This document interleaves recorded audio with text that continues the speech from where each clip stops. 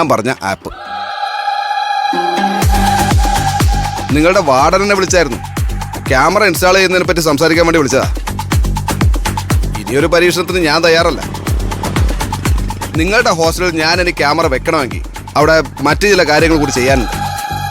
അത് ചെയ്യാനായിട്ട് ഒരു ദിവസം ഞാൻ അങ്ങോട്ടേക്ക് വരുന്നുണ്ട്. അപ്പൊ കാണാം.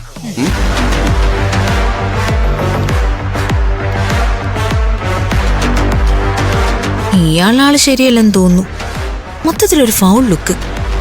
അയാൾക്ക് നമ്മളെ ട്രാപ്പിലാക്കാൻ ഉദ്ദേശമുണ്ടോ? ആ ഉദ്ദേശേ അയാളുടെ മനസ്സിൽ തന്നെ ഇരിക്കത്തേ ഉള്ളൂ.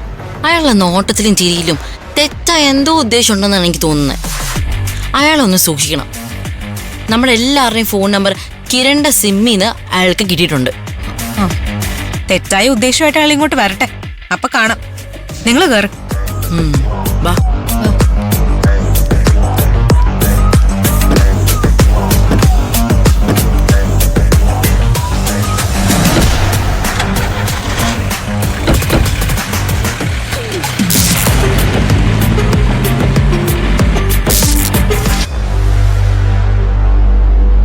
ആ CCTV പുള്ളിയെ കൊണ്ട് കാര്യം നടക്കുന്ന എനിക്ക് ആദ്യമേ സംശയം ഉണ്ടായിരുന്നു.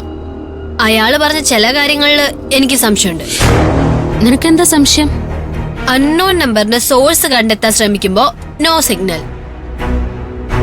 നമ്മുടെ ഹോസ്റ്റലുമായി ബന്ധപ്പെട്ട എന്തെങ്കിലും ഒന്ന് പറഞ്ഞാൽ ഉടനെ അയാളുടെ വണ്ടി ഓഫ് ആകും. അതിലെന്തോ ഒരു ലോജിക് പ്രോബ്ലം ഇല്ലേ? അത് വേറൊന്നുമല്ല, അയാൾക്ക് നമ്മുടെ ആവശ്യം ചെയ്തു തരാൻ കഴിയില്ല. അത് അയാളുടെ കഴിവില്ലായ്മയാണെന്ന് നമ്മൾ മനസ്സിലാക്കാൻ പാടില്ലല്ലോ.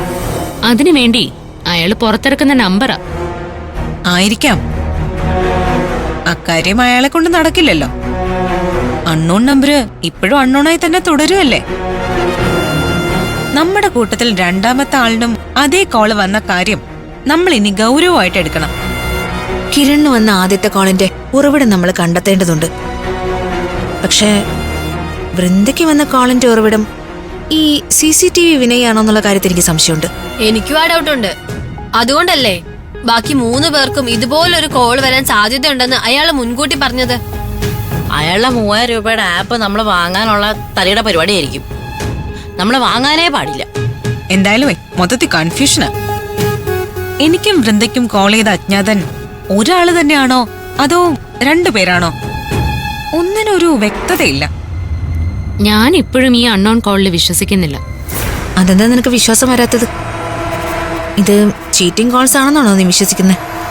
കോളിന്റെ സ്വഭാവത്തെ പറ്റി ഞാൻ അങ്ങനെയൊന്നും പറയുന്നില്ല. പക്ഷെ ഉദ്ദേശം, അതാ എന്റെ സംശയം.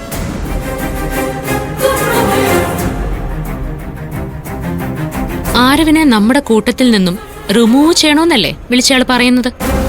പോലീസിന്റെ കാഴ്ചയിൽ ആരവ് ഒരു ക്രിമിനൽ കേസ് പ്രതിയല്ലേ. അങ്ങനെയുള്ളൊരാളെ പോലീസ് ഹോസ്റ്റൽ റെയ്ഡ് ചെയ്ത് പിടികൂടണമെന്ന് നമ്മളെ വിളിച്ചയാൾ ആഗ്രഹിക്കുന്നില്ല. നമ്മൾ ആരവിനെ സഹായിക്കരുത്, സംരക്ഷിക്കരുത്. അത് മാത്രമാണ് നമ്മളെ വിളിച്ച അജ്ഞാതന്റെ ലക്ഷ്യം. ആ ലക്ഷ്യമുള്ള ആള് രുദ്രൻ മാത്ര. വേറെ ആർക്കും അങ്ങനെ ഒരു ലക്ഷ്യമുള്ളത്? എനിക്ക് മറ്റൊരു സംശയമുണ്ട്, പുതിയ സംശയം. നീ സംശയം പറഞ്ഞോ, പക്ഷെ നമ്മളെ കുഴപ്പത്തിലാക്കുന്ന സംശയം നീ ചോദിക്കരുത്. നിന്റെ പുതിയ സംശയമാണോ? ഇത് നമ്മുടെ ACPയുടെ പോലീസ് ഡ്രാമയാണോ? പോലീസുകാർക്ക് സംശയം വരുമ്പോ അവർ ഒരിക്കലും ഡയറക്റ്റ് റൂട്ടിലൂടെ പോവൂല. ചില വളഞ്ഞ വഴിയൊക്കെ സ്വീകരിക്കും.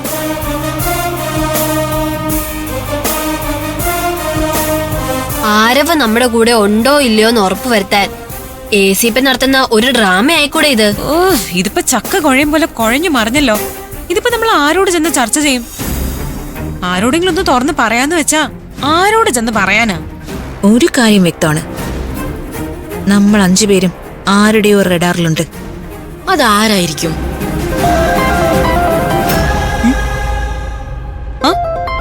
Gabriel Sarah?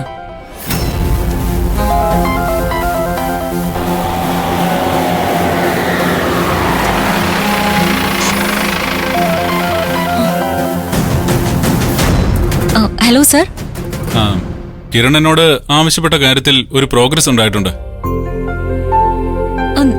സാർ, അംബിക എന്ന സ്ത്രീയെ കണ്ടെത്തിയോ? യെസ്, അക്കാര്യം പറയാൻ വേണ്ടിയിട്ടാ ഞാനിപ്പോ വിളിച്ചത്. നിങ്ങൾ പറഞ്ഞ അംബിക എന്ന് പറഞ്ഞ ആ സ്ത്രീ ഒരു സ്ഥലത്തുണ്ട്. മോഴക്കുന്നിലെ